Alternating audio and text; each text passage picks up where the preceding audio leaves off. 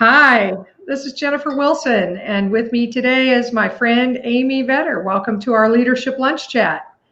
Hello, everyone. Yeah, so we're here in Nebraska. It's rainy. It started raining yesterday. We've had sunny and hot and beautiful for a week, and now we're going to have 3 straight days of rain. So while I'm excited about Friday, I don't think I'm going to have much in the outdoor activity arena. And I hope my electricity doesn't take any hits while we're doing this today. So happy Juneteenth. I think we should start with that. Just a holiday maybe many of us might not have been educated about when we were in school, because Black holidays weren't necessarily Black and African American holidays, and major monuments, monumental moments were not necessarily shared in the school that I grew up in Nebraska. And since this really big sort of civil focus on justice and equality for Black and African Americans is happening this last 60 days, let's say, so much more has come to light about the role of important events and important, wonderful inventors and great historical figures in the Black community that we're now just starting to hear about. And Juneteenth has been celebrated for a while and talked about, but I think most people are getting hip to it this time around. What do you think? Oh, I agree. And I also think, now I've, had a number of people tell me that their workplaces took the day off in observance of it as well. And awesome. I think it goes with all the stuff that we have to think about when we're coming back into the workplace. Diversity and inclusion is as big of a topic as it's ever been right now, even with all the COVID stuff we have to think about and technology, but this is the human side, right? And so I think it's really important that we don't ignore holidays that might not be familiar to us, or celebrations that aren't familiar to us, whatever that may be, whether it's Pride Week as well. And, so it's important that I think we acknowledge all humans as one, and that when we're rethinking of how our workplaces are going to come together, how we're going to incorporate this into it as well.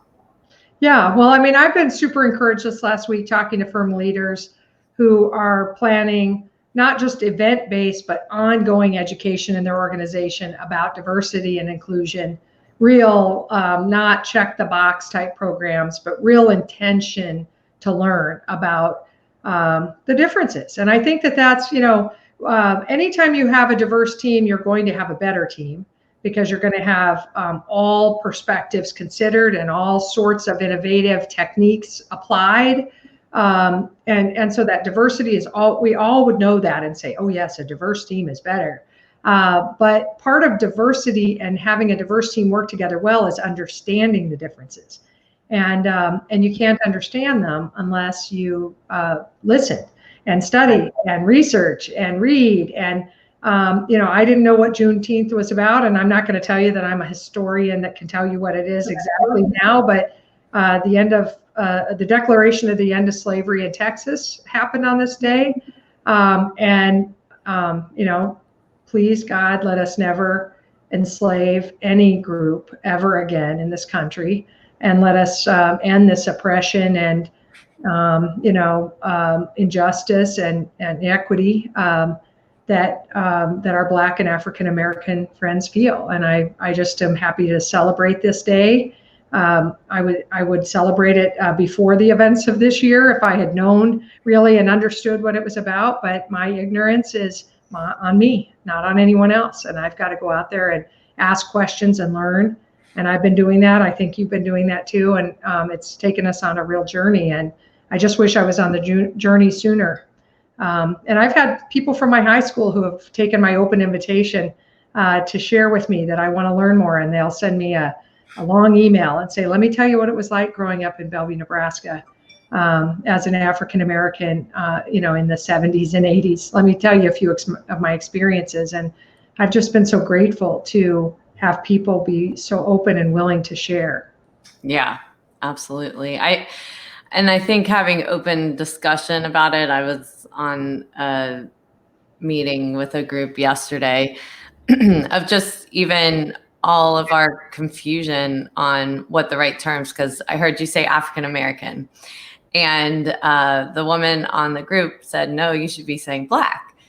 And so that was new to me, because I thought, that was more offensive than African American. So I think it's important that we have those open conversations and not assume. Yeah. Because, it's not one of those things that, and I think in our workplaces, we have to be really careful to have the best approach to just open conversation. There was I went to a mindfulness conference once, and I think the website is called All Sides. But the hope is that people come together from all different viewpoints, maybe political viewpoints, whatever that is, and facilitate conversation in a way that's very open to each person's opinion, not trying to push your agenda forward, but actually listening. And that is a communication skill anyways, as an advisor, that's really important to have as far as questioning and active listening. And there's no better time to be practicing that skill. No doubt. It's not about us, interjecting our own story. It's about, completely open listening and diving deeper and being okay to ask the question, should I say African American? Should I say Black? What is, and not being scared to do it, that the conversation is important. Right. And I've been following the lead, and I think that we're going to find diverse viewpoints on that. I've been following the lead of Kimberly Ellis Taylor, as in her writing, has been saying Black and African Americans. But people listening to us today, if you have a different viewpoint and we're not, addressing this correctly, we want to know. I mean, I want to know. That's the thing is that I don't want to offend anybody, but I definitely don't want to be silent because I'm afraid I'm going to offend people. Right. I can accept the coaching. I want the coaching, and I want to get better, and I want to represent better. I think that one of the things I've been talking about with some of the leaders that are planning to get kind of deep into this diversity and inclusion discussion, and in particular around Black Lives Matter and elevating Black and African Americans in the workplace, and understanding them and really embracing their needs and wants. One of the things that I've been trying to say to those firm leaders is, hey, you'll have to be so vulnerable. If you're going to go to an unconscious bias conference or have that kind of a program come into your office and sit, with your peers and discuss your biases, that's a really stripped down, kind of naked, vulnerable conversation. And if it's not, then you're not going to get anywhere. Right. And one of the hard parts of, you and I've talked a lot about selfish interest, and one of our selfish interests is to look good. We want to be held in high esteem and to look good and to look smart and look capable, and we don't want to look dumb. We don't want to admit fault. It's just a natural tendency of humans to protect looking good. But if you're going to have an unconscious bias discussion, you have to, strip down and confess the stuff that you believe or believed. Old beliefs that you've held, or old unconscious things that are in your minds. You have to face them, and then not just face them in a room listening, but share them. Part of what you have to do to help you manage bias is to share bias. I do that a lot when I'm trying to help firms. I'll say I have and this is not related to culture, but I have a terrific bias about remote work, a massive bias. I believe remote work works, and I believed in it way before COVID-19. anytime somebody tries to say three-dimensional in person is the only way to do something. Yeah. For me, it's like I can't control my face. You know what I mean? Right. I'll be like, I'm like, I have a massive bias about it, and I tell people that because I want them to call me on it if it's disrupting what we're trying to get done. Yeah. But that's a simple bias I could toss out. A safe bias. But anyway, that vulnerability is required now. I mean, we really need to get in there and bring our whole selves to work and embrace each other's whole selves. Yeah. Well, I think there's two things. One is it's not even just with our peers, it's with the people that work for us as well. And it's being vulnerable in front of your staff so that they know that you're human as well. And sometimes that can be really hard to do, but it's important to create that bond, to reduce that barrier of communication, to improve the culture, and also to understand if there's certain things that you're doing or saying that can be offensive when you're not intending, to be that way. We did get a comment from Scott about that too. Sports. And I don't know enough about the sports, arena. I mean, I know,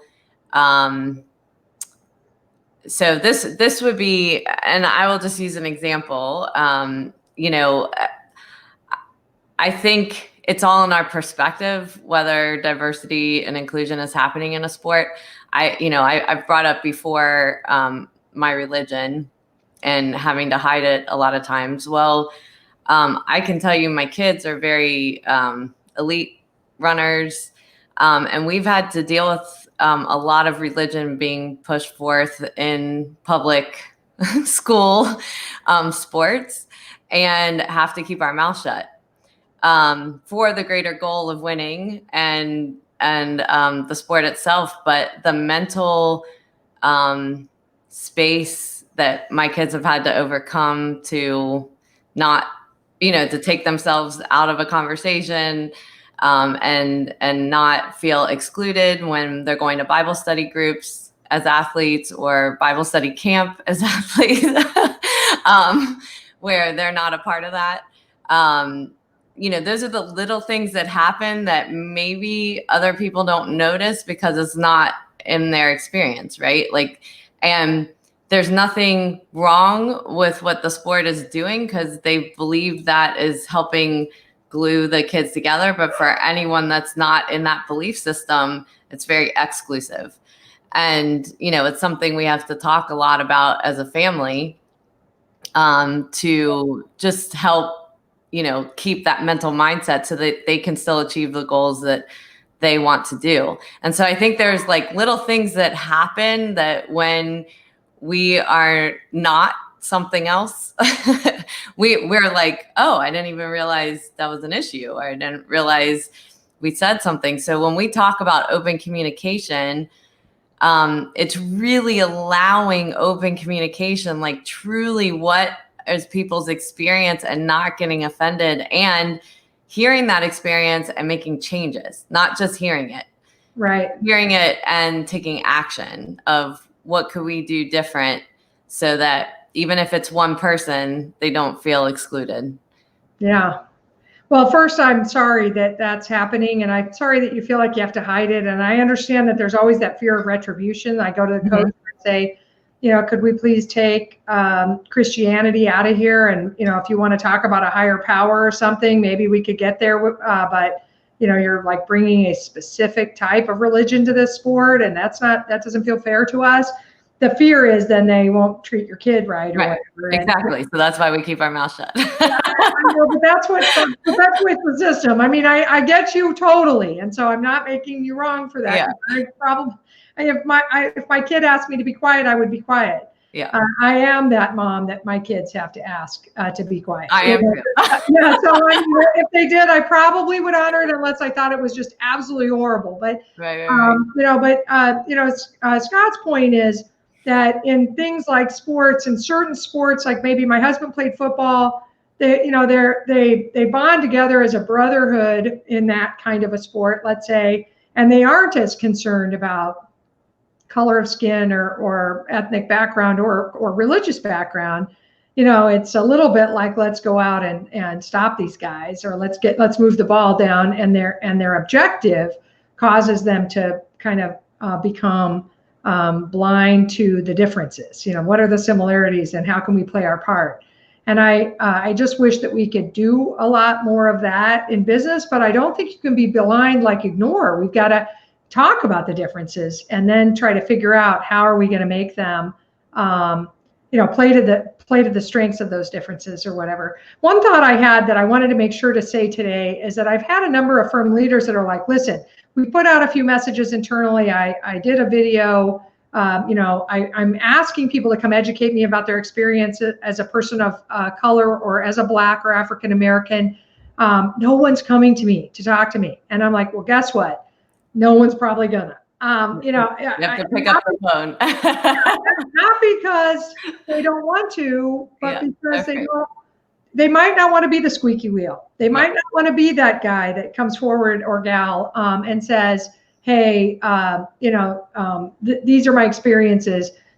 When they're not always coming in to share positive experiences, they're afraid of that retribution. They're afraid of being a squeaky wheel or a whiner or whatever. And so, if you want to learn more about the experiences of your Black, African American, and people of color in your firm, you have to reach to them one at a time, not en masse, and not put out a blanket, hey, come see me. You have to say, hey, Susan, I would really like to schedule some time. I'd like to understand more what your experience is working at our firm. Good and bad, not just related to being Black and African, or African American, not just related to that, all your experiences, but I especially want you to tell me your experiences related to differences that you experience in our workplace because of your ethnic background. I want to understand your culture. I want to understand how we're not embracing it. Where are we making it hard? Because we're going to make changes. And then to hold that meeting and, like you said, listen and not interject and not try to solve even in those meetings. Right. Not say, well, here's our plan. Here's our 4-step plan. And did you know we have this and this and this? Yeah. Well, I mein, I think a lot of firms get you there. Like, did you read the handbook? That. And then you get changed. A lot of firms are planning a lot right now. So there could be like this desire to be like, let me tell you all the stuff we're planning. And I don't even think you do that in that meeting. I think you can say, let's have another meeting where it'll be my turn to run ideas by you that I think might work for you to tell me whether you think we should do them or not. Right. And that's a feedback meeting, and that's a totally different thing than tell me about you and let me hear your story and let me really understand your experience. Yeah, so I'm encouraging firm leaders to reach. I think that's so critical. Well, and I think it's an important point you just said. I don't want to pass it up of listen. And then when you come up with a plan, come back to those people and say, does this address it? Not just come out with the plan. Like there's a 3-prong approach, right? Like it's listening, it's feedback on what you think the actions are and how people will synthesize those actions, and then come out with what you're going to say to everyone. You need to get feedback on that to make sure that what you're creating for everyone is going to actually solve the problem. Because if it doesn't, it actually creates more unrest and chatter and people not thinking it's authentic. Because you want people to support it once you're out and go, yeah, they came back to me and I do agree with this, and that they're saying they agree with it themselves. Yeah, that'll generate buy-in, but also hopefully they'll feel comfortable enough to be honest if they don't think it's the right solution, to help tailor it or put the kibosh on it so it doesn't happen. The other thing is that I just was thinking about, like, if you're a big firm CEO and you call me to the office and we really don't know each other and you want me to tell you like my experience, good and bad, I might be too afraid to do that. That might feel way, just way risky or something. And so survey, please survey. Please survey also. I'm not saying don't reach. I do want you to reach. It's just whichever communication style people are going to be more comfortable with communication. Allow for surveying, which is, like a safer feeling. And then invite one by one people to talk if they want to. Say, I want to schedule an hour with you, but I'm not demanding this hour. I think it has to feel really safe and comfortable, and we need to get on the same plane, because if it feels like I'm going into the Wizard of Oz's, chamber or something to have this conversation, that's not going to get us as firm leaders the kind of information we really want, the truth. For sure. Yeah. So really, I think, as we wrap up today, one of the important things is that the discussion's even happening. Yes. That there's really good thinking around this and actions being taken, because, the most important thing is this isn't a fly-by-night discussion again, that, there's true action and thought and a realistic look at your management team, your partner team, your corporate team, whatever it is, of truly how diverse are you and what are the actions that you're going to take over the next year, 2 years, 3 years. And I know it's a lot with everything else going on in the world right now, but the world is changing. Yes. And things are going to look a lot different than they've ever looked before, which is a good thing as well. So whether that's technology, whether it's diversity and inclusion, whether it's our remote workspaces, these are things to embrace. And it's a great time for us all that we're having these discussions. I agree. And I think that firm leaders run a tremendous risk of being silent here, and not wanting to address this. I think that they, that's a tone deaf kind of a response. None of us has wanted to be tone deaf to health and safety with COVID. We better not be tone deaf here with this wonderful opportunity to open up this dialogue and make real change for D&I, for diversity and inclusion, and really embrace all these wonderful, talented people in our community that deserve to be known and understood and embraced and included.